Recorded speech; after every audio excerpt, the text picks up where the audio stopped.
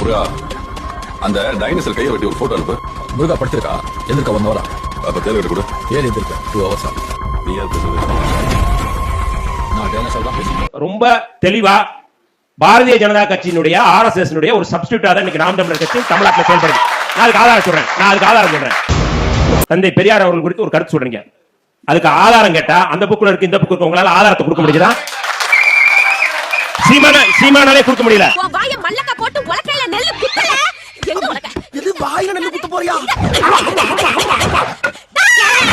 ஒரு பாதிரியார் அடித்து நடுத்தருவில் இழுத்துட்டு வந்து ஜெய் ஸ்ரீராம் முழக்கம் போட சொல்லி வாயில சாணத்தை ஊத்துறாங்கல்ல, அந்த கோட்பாட்டை இங்க தமிழ்நாட்டில் கொண்டு வர முயற்சி செய்கிறார்கள் பாஜக. அதற்கு அதிமுக உடன்படுகிறதா?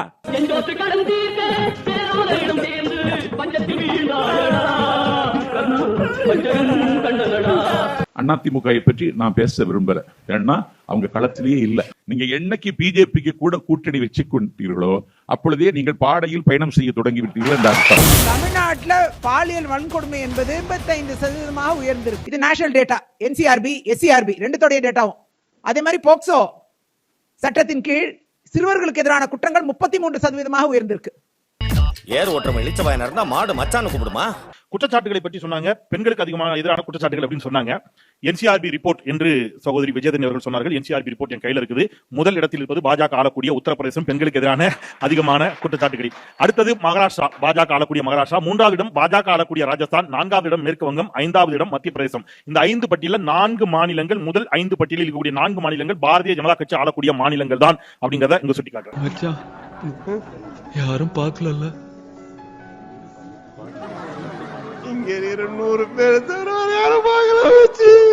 சமூக நீதி பத்தி பேசுறாங்க. ஐயா பெரியார் கொள்கை தான் நாங்க உள்வாங்கி வேலை செய்யறோம். திமுக பேசுறாங்க. நண்பருக்கு சேர்த்தே சொல்றேன், அவர் பெண்களை சரியா மதிக்கணும்னு சொன்னாரு.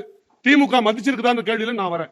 2021 தேர்தல்ல பெண்களுக்கு கொடுக்கப்பட்ட ஒதுக்கப்பட்ட சீட்டுகள் எண்ணிக்கை 12. யாரும் சரி பார்த்து சொல்லுங்க. ஏன் சம வாய்ப்பை, சரி வாய்ப்பை பெண்களுக்கு கொடுக்கல திமுக கேக்குறதா? சமூக நீதியான்னு கேட்கிறேன். சொல்லுங்க. பெண்களுக்கு நாங்கள் 50 விழுக்காடு கொடுத்திருக்கிறோம், நீங்க கொடுத்தீங்களான்னு கேட்டாங்க. நிச்சயமா உங்களுடைய நோக்கத்தை நான் பாராட்டுறேன். அதுல எந்த ஐயப்பாடும் இல்ல, சந்தேகிக்கல. உள்ளபடி அது பாராட்டுதலுக்குரியது. ஆனால் நீங்க கொடுக்கலன்னு சொன்ன குற்றச்சாட்டுல நான் மாறுபடுறேன். உள்ளாட்சி அமைப்புகளில் 21 மாநகராட்சிகளில் 11 மேயர்கள், பெண் மேயர்கள், 50க்கு 50 கொடுத்தது இந்த அரசு அப்படிங்கறதை நான் சுட்டி காட்டுறேன். தேங்க்யூ. இது என்ன பிரமாதம்? இது விட பெசலைட் ஒண்ணு இருக்கு. நாம் தமிழர் மரியாதைக்குரிய ஸ்ரீதர் அவர் பேசும்போது பெண்கள் பத்தி எல்லாம் ரொம்ப அக்கறையா பேசுறாரு. பெண்களை பத்தி பேசுறதுக்கு சீமானுக்கோ நாம் தமிழருக்கோ ஏதாவது தகுதி இருக்கா? நான் கேட்கிறேன். நீங்க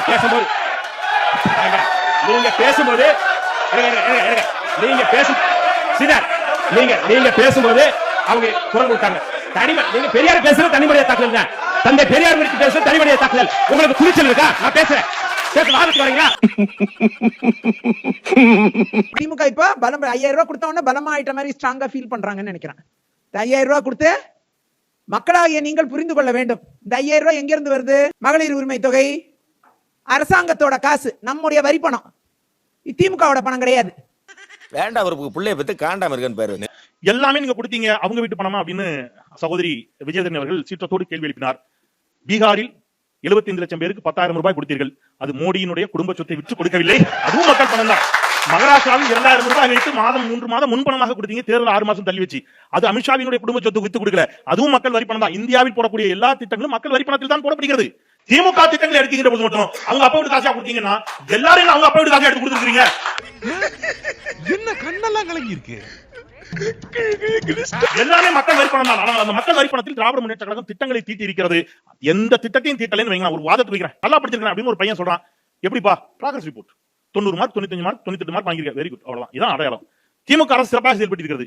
இந்தியாவில் பொருளாதாரத்தில் தமிழ்நாடு முதலிடம், கல்வியில் தமிழ்நாடு முதலிடம், வேலைக்கு செல்லும் பெண்கள் தமிழ்நாட்டில் தான் அதிகம். அப்ப ப்ராக்ரஸ் ரிப்போர்ட் கையில இருக்குது. நீ கேட்ட ஒவ்வொரு கேள்வி என்ன செருப்பால அடிச்ச மாதிரி இருக்குடா. மாதிரி இல்ல, உண்மையிலே செருப்பால தான் அடிச்சேன். சரி, ஃபீல் பண்ணாத. பாலியல் தொந்தரவுகளை கொடுக்கிற இந்த கல்லூரியில அண்ணா யூனிவர்சிட்டியில நடந்ததெல்லாம் பாலியல் தொந்தரவுல யார் அது? அவர்தான் திமுக நிர்வாகி. அந்த ஆள்லாம் பைத்தியக்காரி. இதெல்லாம் செய்தி. நான் செய்தி அப்படியே செய்தியா வாசிக்கிறேன். எங்க இருக்கிறது எல்லா பல்வேறு நாளிதழ்களில் வந்த செய்தி. திருச்சி போதைப் பொருள் கடத்தல் வழக்கில் பாஜக நிர்வாகி உள்ளிட்ட 5 பேர் கைது. அதுல யாரை கைது பண்ணிருக்காங்க? சாதாரண நிர்வாகி இல்ல, பாரதிய ஜனதா கட்சியினுடைய பெரம்பலூர் மாவட்ட துணைத் தலைவராக இருந்தவர், தற்போது அக்கட்சியினுடைய செயற்குழு உறுப்பினராக இருந்து வரக்கூடிய அடைக்கலராஜ் என்பவர் கைது செய்யப்பட்டிருக்கிறார். கொஞ்சம் கொல்கத்தாவில் போதைப் பொருள் கடத்தல் வழக்கில் பாஜக பெண் நிர்வாகி கைது. சென்னை கஞ்சா வழக்கில் பாஜகவினுடைய வேலூர் இப்ராஹிமினுடைய மகன் அப்துல் ரஹ்மான் கைது. பாஜக நிர்வாகி மகன் கைது. போதைப் பொருள் விற்பனை செய்த பாஜகவினர் கைது. இதெல்லாம் வேற வேற வேற வேற நாளிதழ்ல வந்து வேற வேற வேற வேற செய்திகள். சோ இதை வச்சுட்டு நம்ம வந்து எப்படி வந்து சொல்றதுன்னு தெரியல. அப்ப இதை வச்சு ஒட்டுமொத்தமா பாஜக தான் செய்கிறது அப்படிங்கிற முடிவுக்கு பெற முடியுமா? ஏன்னா ஒரு திமுகவோடு தொடர்புடையவராக சொல்லப்படுகின்ற ஒருத்தரை பத்தி பேசினாங்க, அதுக்காக சொல்றேன்.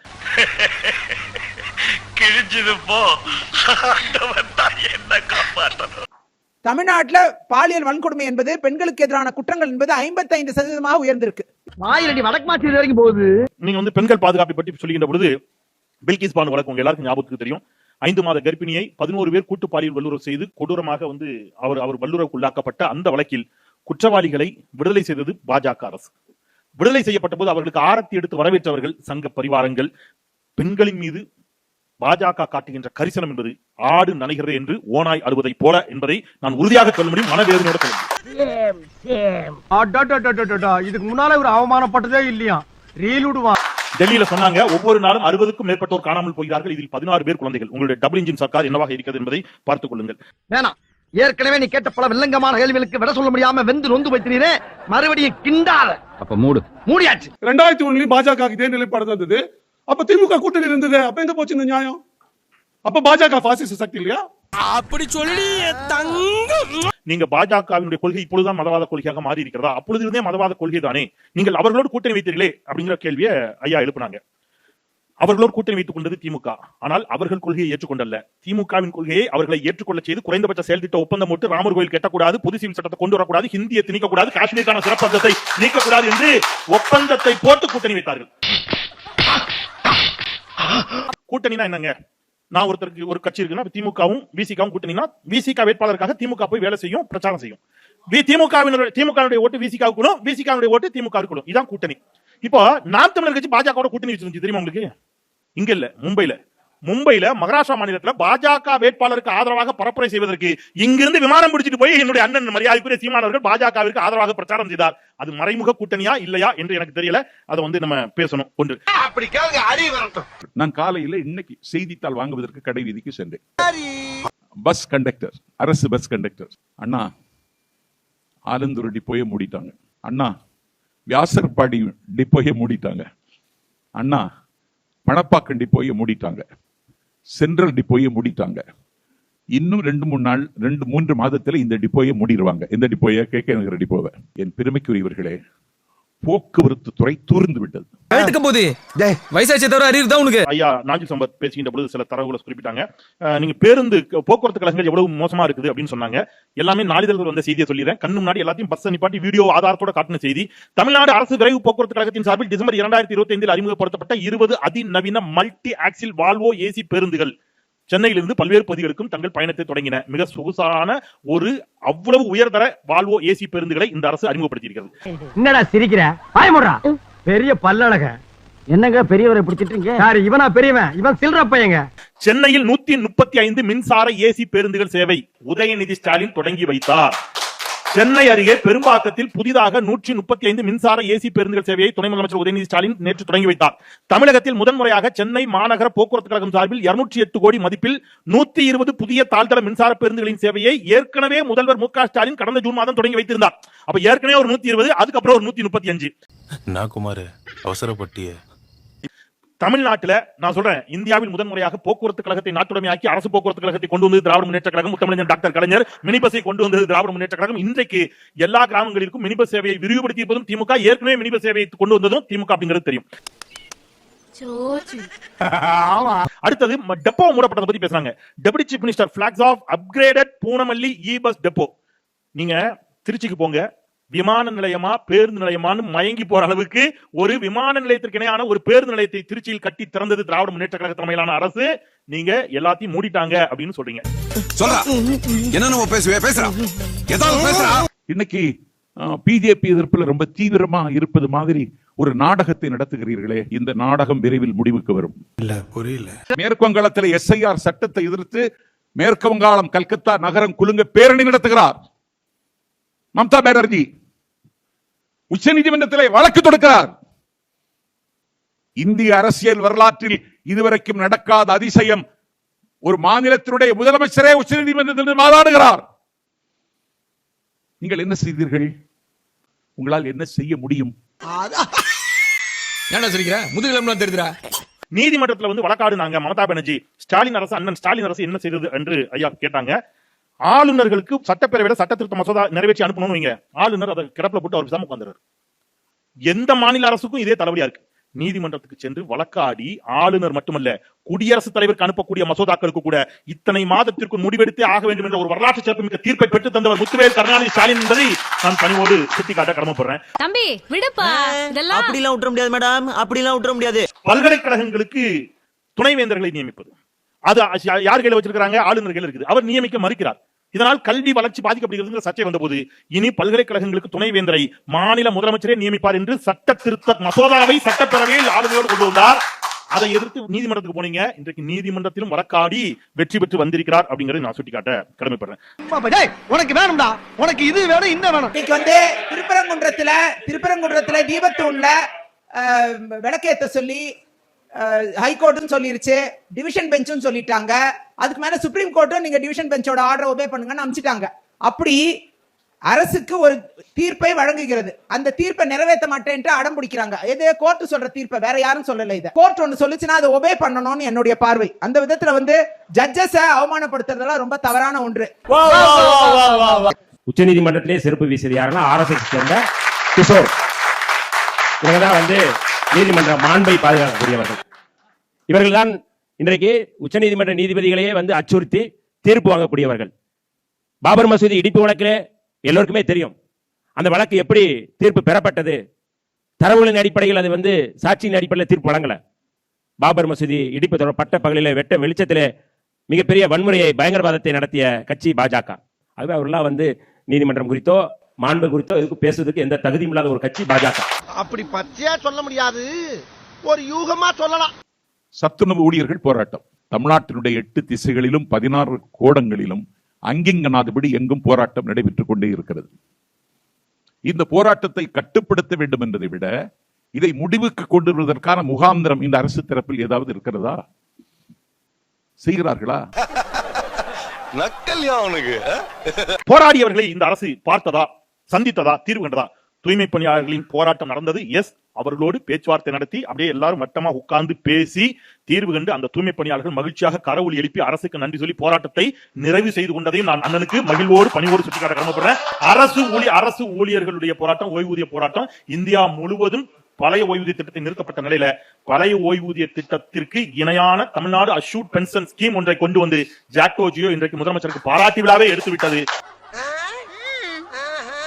இவர்கள் எல்லாம் சந்தித்தார்களா அப்படின்னு நான் பெரிதும் மதிக்கக்கூடிய அண்ணன் நாஞ்சி சம்பத் அவர்கள் வினவினார்கள்.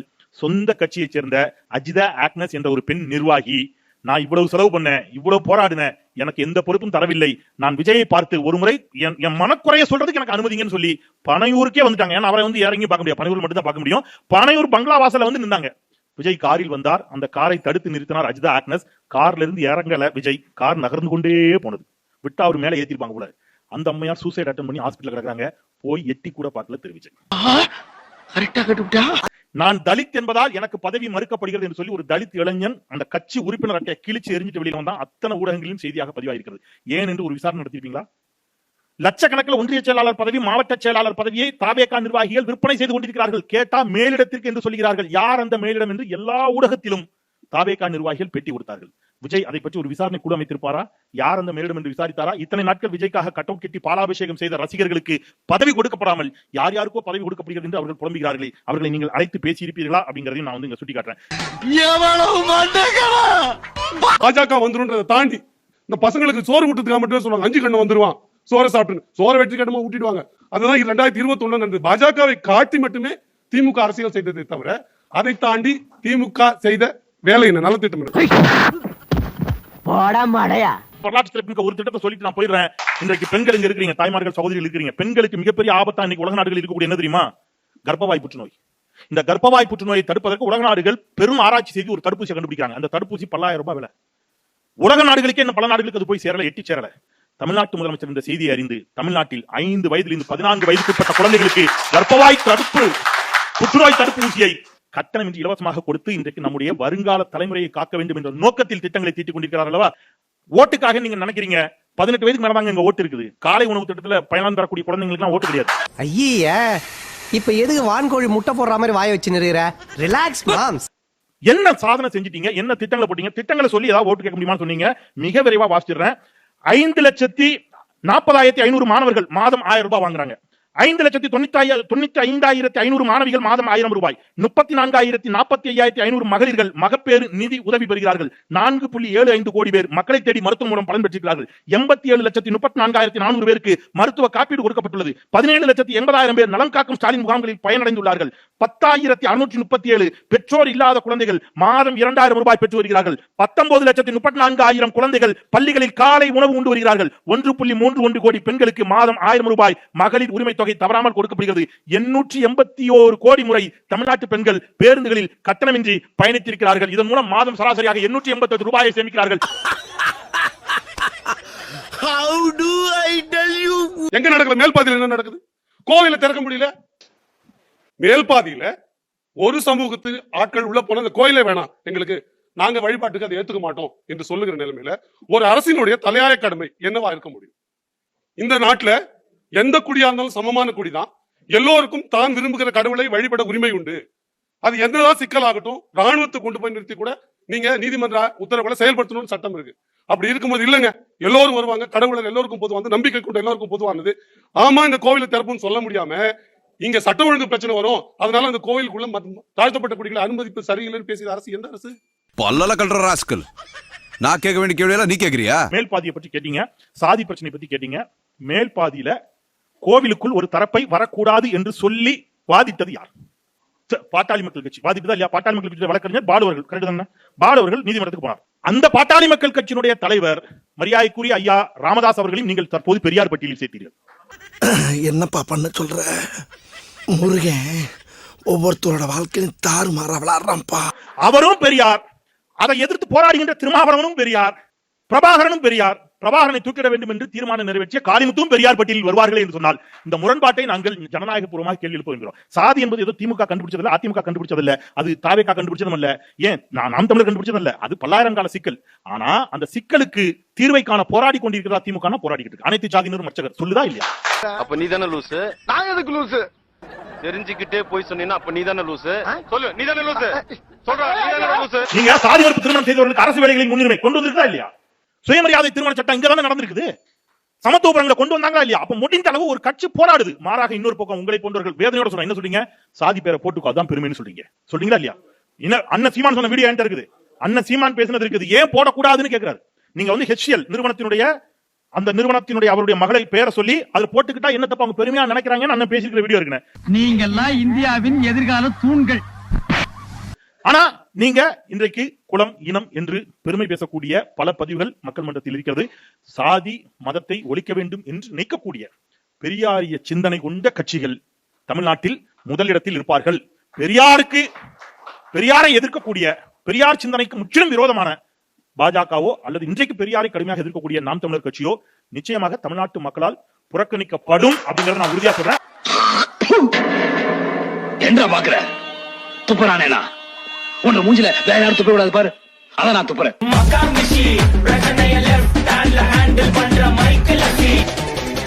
வந்துட்டாயா வந்துட்டாயா. இந்த 4 முனை போட்டியில் முந்துவது யார்? சிட்டுக்குருவிகள் வல்லூர்களை வெல்லும் என்றான் கவிஞர் அல்லாமா இக்பால். வெட்டுக்கிளிகள் யானைகளை வீழ்த்தும் என்றான் வியட்நாமின் விடுதலைக்கு போராடிய ஹோசிமின். நாங்கள் சிட்டுக்குருவிகள் வல்லூர்களை வெல்ல போகிறோம். நாங்கள் வெட்டுக்கிளிகள் யானைகளை வீழ்த்த போகிறோம். ஒப்ப வந்துட்டாலும் பெரிய ராஜராஜ சோழன் அப்படியே கத்தி எடுத்து சண்டை போட்டு சொடக்கட்டின்னு ஜெயிச்சிருவாரு. என்னோட அடிப்படை கேள்வி என்னன்னா, திமுக ஐயா பெரியாருக்கு விமர்சிச்சுட்டாங்க அப்படி ரொம்ப கவலைப்பட்டாரு, அண்ணாதுரை விமர்சிச்சாங்கன்னு கவலைப்படாது. கடவுளை விமர்சிக்க பல பேர் மரியாதையாக நினைக்கிற பல விஷயங்களை விமர்சிக்க ஐயா ஈவேராவுக்கு உரிமை உண்டு என்றால் ஈவேராவை விமர்சிக்க எனக்கு உரிமை இல்லையா? நீங்க சொல்லுங்க, நீங்க கருத்துக்கு பதில் கருத்து சொல்லுங்க. எப்படி சரியில்லைன்னு சொல்லுங்க. இருக்கு நான் சொல்றேன். இந்த மாதிரி ஒருத்தர் இருக்கிறது சரி, ஊருக்குள்ள 10 முகமூடு கொள்ளக்காரர் இருக்கிறது சரி. அத பத்தி பேச ஐயா அமைதியா இருங்க. அந்த உரிமை மறுக்க உங்களுக்கு உரிமை இல்ல. அந்த உரிமை மறுக்க உங்களுக்கு உரிமை இல்ல. எல்லாம் ஒரு ஜனநாயக நாட்டுல உங்க ஒப்புதல் நான் கேட்கறேங்க. இந்த 30 உங்க மேட்டர்ல கவலைப்படாத கிடையாது. பேசுவோம் நான் ஆயிரத்தி பேசுவோம். அது உங்க ஜனநாயக நாட்டுல எந்த கருத்தையும் முறைக்க சொல்ல உரிமை நாங்க பேசுவோம். தமிழை வந்து பிச்சை எடுக்க கூட வருவாங்கன்னு சொன்ன போய் கேட்டுட்டு நீங்க சொன்ன கேட்டு நீங்க இருங்க. நாங்க கேட்போம் சொன்ன அவங்க இருக்கு காட்டுறேன். போப்பா தம்பி, இன்னும் நிறைய படம் பார்த்துட்டு போப்பா, நீ போப்பா. என்னடா முகத்தையும் உடம்பையும் முறப்பா வச்சிருக்க, காலு கடகடன் ஆடுது. பில்டிங் ஸ்ட்ராங்கு, பேஸ் மட்டும் கொஞ்சம் வீக். எல்லாமே காட்டுவோம், நீ போப்பா.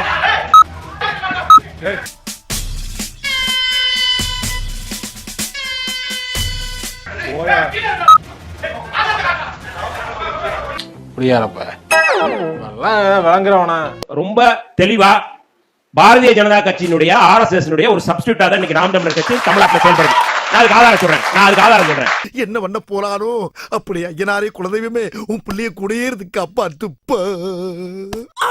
அதாவது எங்க ரத்தம் தான், எந்த ரத்தம், பார்ப்பன ரத்தம் தான் சீமான் உடம்புல ஓடுதுன்னு சொன்னவர் குருமூர்த்தி அவர்கள், RSS சேர்ந்த குருமூர்த்தி அவர்கள், ஆடிட்டர் குருமூர்த்தி அவர்கள். அது குறித்து ஏதாவது நீங்க பேசுறீங்களா?